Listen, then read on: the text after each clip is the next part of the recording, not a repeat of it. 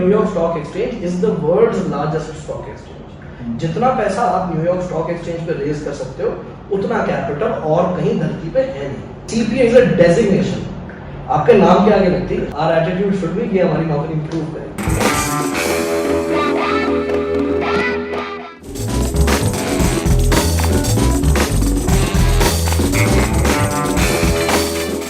Hi, welcome viewers. Welcome to Eduwant podcast series. So, आज का जो podcast है is going to be very interesting because we have picked few questions from a viewer comment in our last podcast, which was CP after BCom. तो the viewer name is Vishnu. Vishnu ने कुछ questions डाले थे which cover a depth of CPA's questions. So welcome Rohan. So I think you have worked in abroad. You have worked in India, you have been instructor, so I think ये जो questions है ना, ये specifically जो विष्णु ने cover करे हैं, I think you will be the right person to answer them. So I'll answer the first question to you. So the very first question from the viewer is, do only foreign companies hire CPA? Is there any future up the corporate ladder for CPAs in India? So firstly, do only foreign companies hire CPAs? Right, that was the question. Right. So that's totally not true. The way you should look at it is not कि US की company है या foreign company. The way you should look at it is this company listed on NYSE? So New York Stock Exchange में जो companies listed है, they hire CPAs. अब इसमें Indian companies भी होती हैं, US companies भी होती हैं, Japanese companies भी होती हैं, German companies भी होती हैं, Korean companies भी होती हैं. The best of every country that is already listed in their country, when they reach a certain level, they get listed on NYSE. जैसे for example, Tata Motors, India का brand है ना, HDFC हमारा नाम है, हमारा brand है, Wipro भी, Infosys भी, they are all listed on the New York Stock Exchange. So even they need CPAs.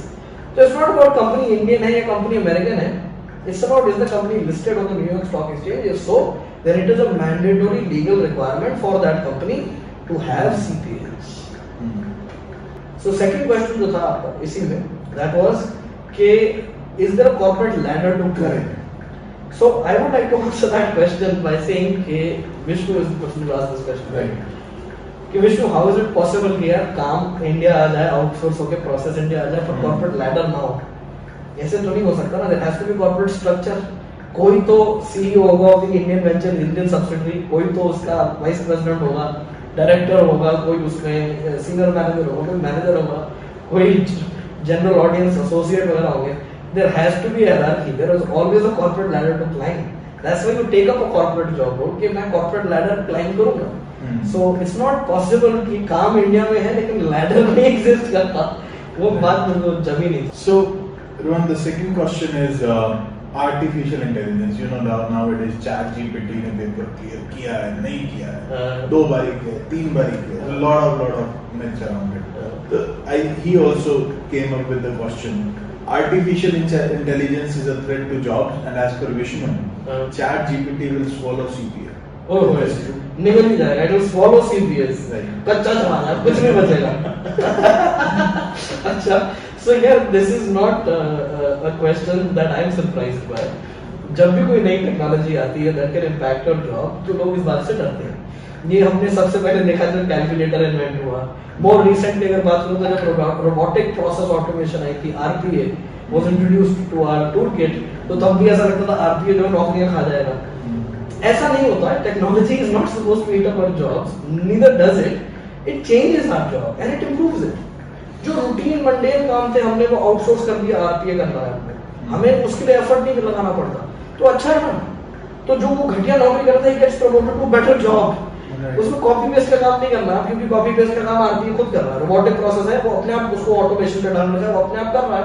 You don't have to keep copy pasting, you can do a better job which requires your brain. अच्छी बात है ना. Similarly, ChatGPT is good with quick responses, but its accuracy is about 80% only. तो ऐसा नहीं कि ChatGPT is a master at what this is. पहली चीज.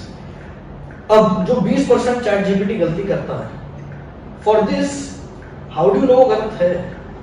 You can't have just a fresher CPA knowing कि ChatGPT गलत है, सही, वो कंफ्यूज हो जाएगा. You now need experienced CPAs.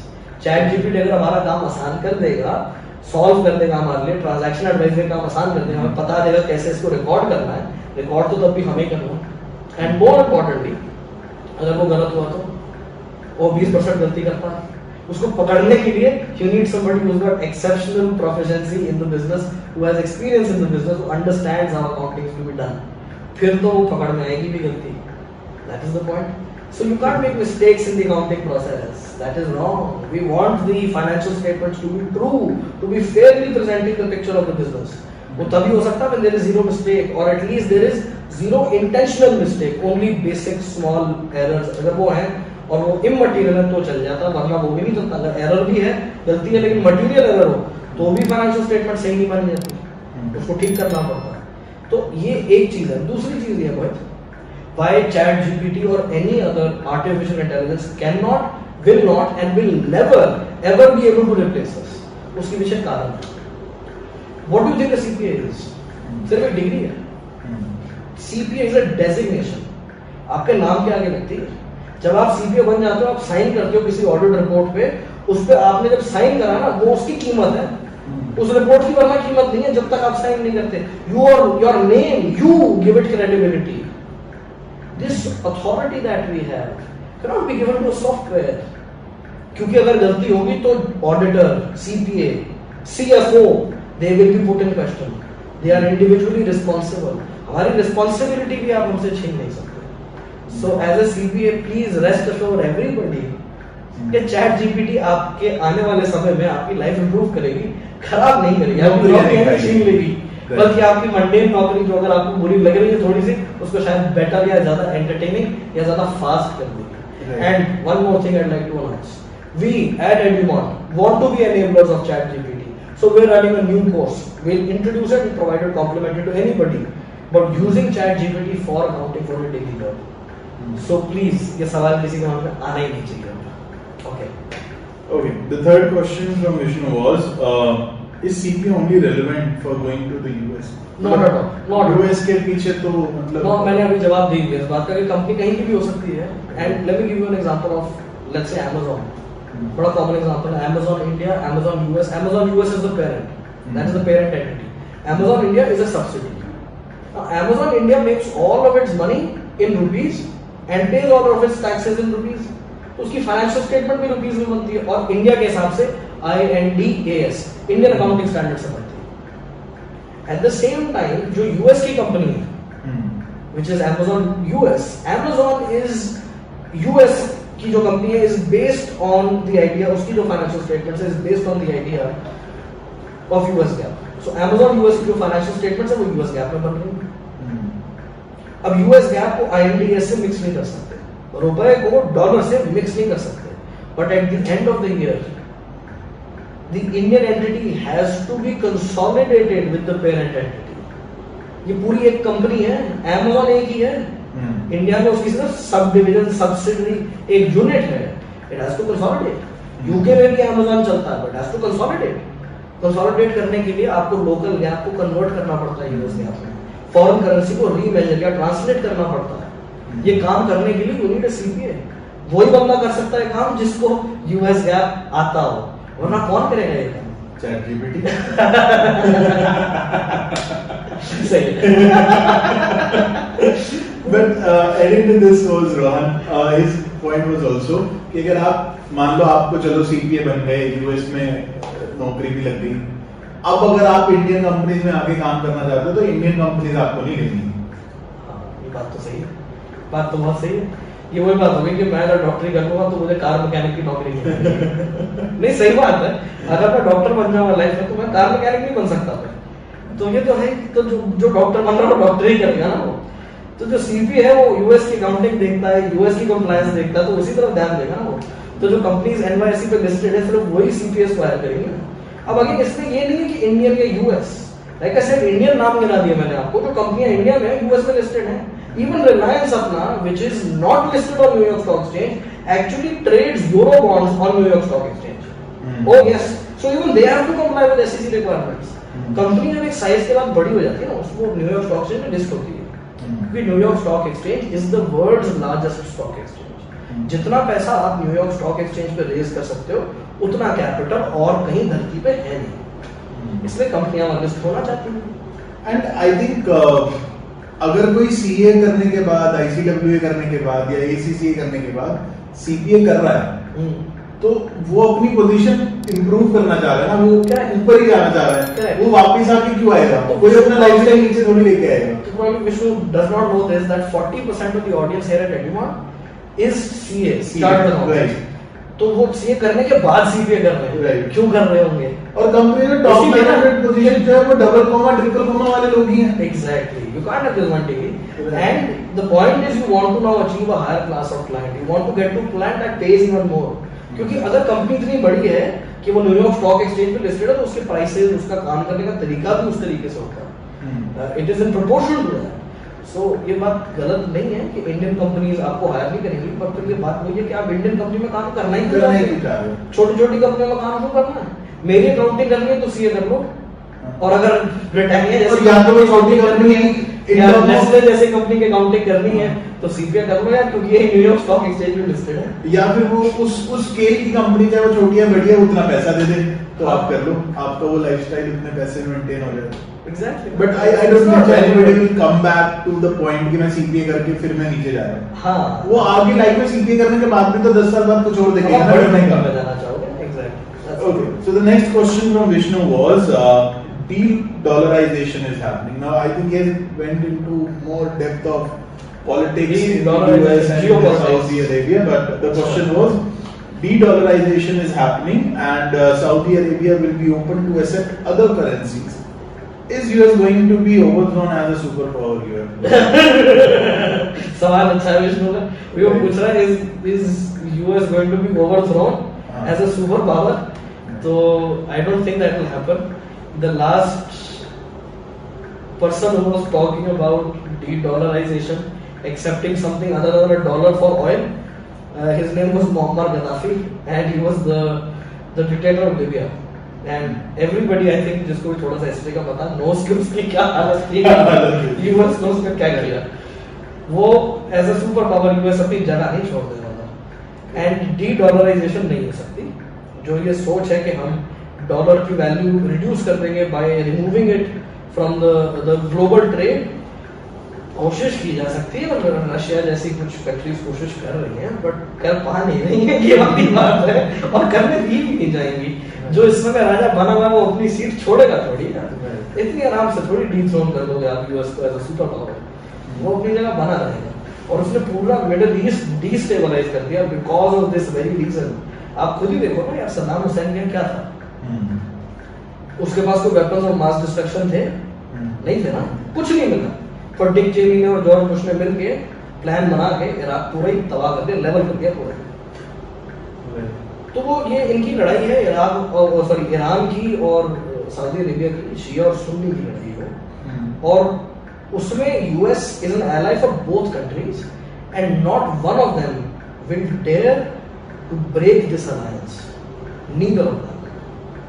कोई नहीं इसमें हिम्मत डालेगा, और इन चक्रों में आप ये मत सोचो कि ग्लोबल ट्रेड से यूएस का पत्ता बंद हो जाएगा, कुछ नहीं होने वाला है। छोटे से आप जियोपॉलिटिक्स की बात करें, छोटी लेवल पे होगी, at just a country level. Saudi Arabia की बात करें सिर्फ, ऐसा थोड़ी कि सिर्फ सऊदी अरेबिया ही ऑयल प्रोड्यूस करता है, उसका पड़ोसी है उज़्बेकिस्तान, वो भी ऑयल प्रोड्यूस करता है, और यूएस अपना ऑयल भी प्रोड्यूस करता है, और रशिया भी करता है। ऐसा नहीं कि सिर्फ एक ही कंट्री में।